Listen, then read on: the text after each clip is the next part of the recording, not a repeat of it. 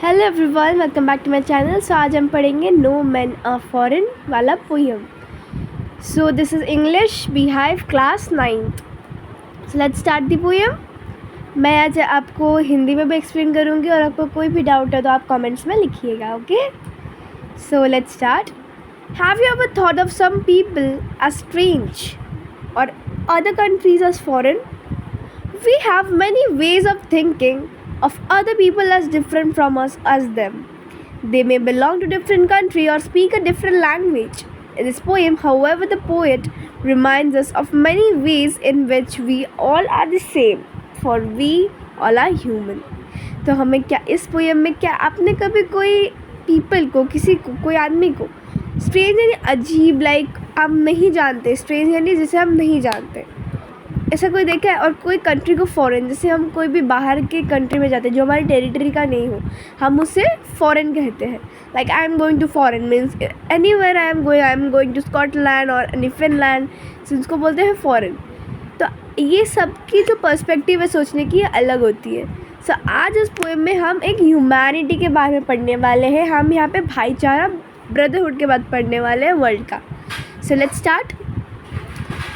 Remember, no men are strange, no country is foreign. Beneath all uniforms, a single body breathes. Like us, the land our brothers walk upon. Is earth like this in which all shall lie? So, इस वाले हमें paragraph में क्या बताया कि याद करो कि हम कोई पर्सन स्ट्रेंज नहीं है, यानी जिसे हम नहीं जानते, और कोई कंट्री फॉरेन नहीं है। ये सारे अलग अलग यूनिफॉर्म कपड़ों के अंदर एक बॉडी है जो कि सांस लेता है। हमारे तरह वो भी धरती पर ही चलते हैं और वो सेम धरती है, हमारी मदरलैंड अर्थ, पृथ्वी। और ये हम सब इस पृथ्वी पर ही रहते हैं और हम सब इंसान हैं, ठीक है। आई होप आपको समझा होगा। Next one, they to aware of sun, air and water and are fed by peaceful harvests, by war's long winter starve. Their hands are in their lines we read a labor, not different from our own.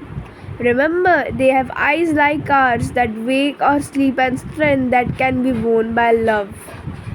In every land is common life that all can recognize and understand. सो इन दोनों में क्या बताया कि उनको भी पता है कि सन क्या होता है, एयर क्या होता है और वाटर क्या होता है, सूरज, पानी, हवा, ये सब उनको पता है। उनको भी पता है और हमको भी पता है।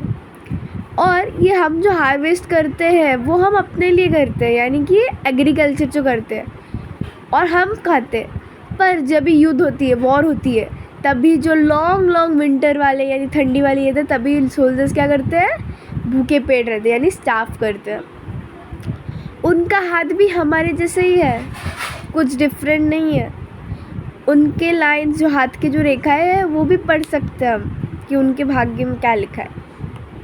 लाइक उनका ऐसे सोल्जर्स का बताया, अ labour not differ from their own. जो लेबर होता है वो डिफरेंट नहीं होता है हमसे, वो हमारे जैसे होते हैं, वो भी ह्यूमन होते हैं, इंसान होते हैं। याद करो कि उनके पास भी आँख है हमारी तरह। किनके पास? जो अलग, जो फॉरेन लोग जो है हम बताया गया, उनके पास भी आइज़ होते हैं, जो कि उठते हैं या सोते हैं। हम अगर ये स्ट्रेंथ को, अगर हम इसको लव से वन कर सकते हैं, in every land is common life, every land is common life that all can recognise and understand. ये पूरा जो लैंड है, यहाँ पे बस एक ही लाइफ जीती जो कि कॉमन है बहुत, जो कि ह्यूमन लाइफ है, और इन सबको हम जानते भी हैं और समझते भी हैं।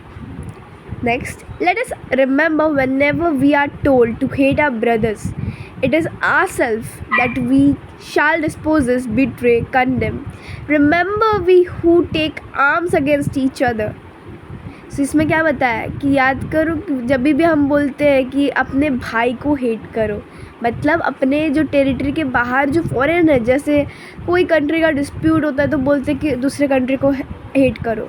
सो वो जिनको कर रहे हैं हम हेट, वो हमारे ब्रदर्स है। यहाँ पे भाईचारा का बात किया, brotherhood between the countries, between the world, brotherhood के बारे में बताया।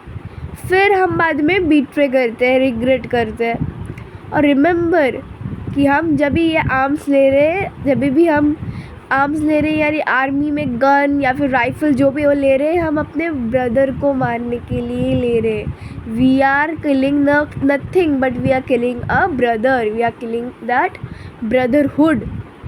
Okay. It is the human earth that we defile. Defile का मतलब होता है pollute, to pollute something. So defile का मतलब फिर से बोलते हो क्या होता है, यानी पल्यूट, यानी किसी चीज़ को पल्यूट करना या फिर नष्ट करना. ओके.